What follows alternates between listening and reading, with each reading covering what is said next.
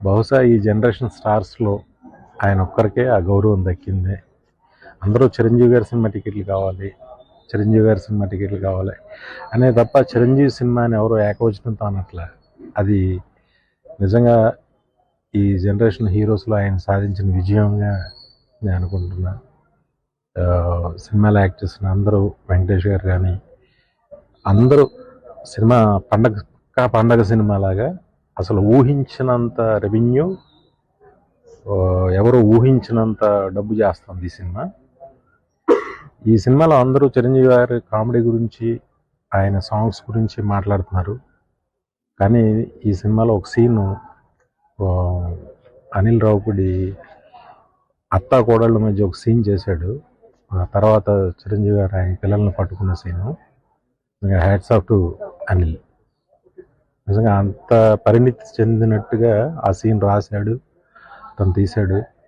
Fantastic scene. సినిమాకి నిజంగా ఆ సీన్ చాలా గొప్ప సీన్. అది దాని గురించి చాలా తక్కువ మాట్లాడుతున్నారు, కానీ ఆ సినిమా ప్రేక్షకులకు విపరీతంగా నచ్చే సినిమా. సినిమా పండగ అయిపోయిన తర్వాత కూడా చాలా డబ్బు తెచ్చే సీన్ అది. Hats off to Anil Ravipudi. EV Satyanarayana గారి తర్వాత కంటిన్యూస్గా హిట్లు ఇస్తూ అటు ఎంటర్టైన్మెంట్తో పాటు మంచి సెంటిమెంట్, మంచి మ్యూజిక్, అన్నిటితో ప్రతి పండగకి మంచి హిట్ కొడుతున్నాడు my brother Anil Ravipudi. I'm very happy for that. అన్నయ్య మెగాస్టార్ చిరంజీవి గారికి మరొకసారి ఇంత పెద్ద హిట్ వచ్చినందుకు, ఇలాగే హిట్లు వస్తూ ఆయన ఇంకా ఆనందంగా ఉండాలని, ఆయన్ని ఇలాగే ప్రేక్షకులు ఇంత గౌరవాన్ని సంపాదించుకోవడమే ఆయన సాధించిన విజయం జీవితంలో.